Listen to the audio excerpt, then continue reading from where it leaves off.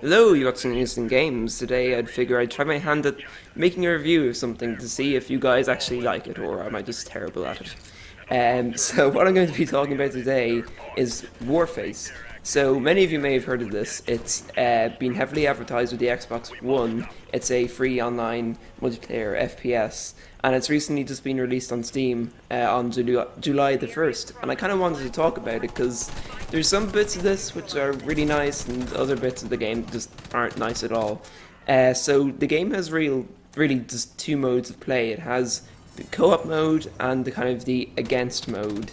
I don't know, the kind of PvP, what you'd really be used to with the likes of Call of Duty multiplayer. It's very like that, basically. So firstly, I want to talk about the co-op, because that's what I personally prefer. The first thing to note about the co-op is there is literally no story. I mean, like at the beginning of each mission, there's like two sentences, that's kind of it, and it's usually something about the Blackwood forces are causing a stir in this town. Jump off the helicopter and kill everyone in the town to win the game. Like it's kind of it doesn't really have much story at all.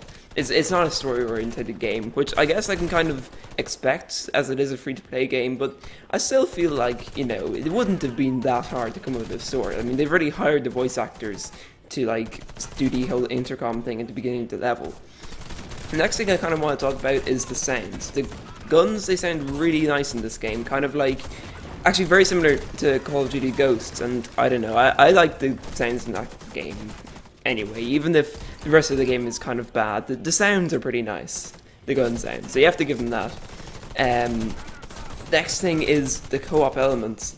Now, what most people would have seen with this game, and what kind of is its main selling point, is it has like all these cool things that if you're there with your friend and you press E beside a big wall, they can like climb on your shoulder and you can like push debris out of the way together, and it's like really co-op orientated, and that's really different and really cool and unique, and I just really liked it. I haven't really seen that in many shooters at all, much less a free to play one. Next thing I want to talk about is the performance. As some of you may know, I have a really terrible computer. I have an i5 processor, but a terrible integrated Intel HD 4000 graphics card. I was able to get 60 frames constantly on the lowest settings, so you will be able to run this game on pretty much any computer. That is the good side of this. People have been saying at the highest graphics it's kind of dated, but only by about like 2 years. It's not that bad. So I kind of want to go on to the multiplayer mode now, seeing as that would kind of be another big draw from like the Call of Duty Call of Duty crowd. So I don't like the multiplayer mode, and I'm going to tell you guys why. Firstly, the default weapons are frankly terrible. While it doesn't take all that long to get new weapons, they're always temporary, and it takes about 3 matches to get a new gun. During those 3 matches, you're stuck with the default guns, which are really terrible. I mean, I thought I was just bad at the game when I started, but then I unlocked a new gun, and I was owning everyone. I mean, the default weapons are ridiculously underpowered, and I think they really need a bit of a buff at least. Also, spawn camping is a bit of a problem in this game. What I've noticed a lot of times is that the game kind of, as long as you're somewhat out of this actual spawn zone, it'll put people right in there behind you. So what's happened to me a few times is I will have spawned, ran forward a bit, to immediately be shot in the back by a guy who just spawned behind me. It's not ideal. It really isn't. The spawn camping is a huge big problem in this game, and you think they just have random spawn locations and they could maybe notice if there was someone even somewhat nearby, then they wouldn't spawn someone in, but they didn't do that. Spawn camping is a big problem in this game, and you're gonna have to live with it, I guess, at least until the game's at a beta. Next thing I really want to talk about with the multiplayer mode that I actually do like is the unlock system.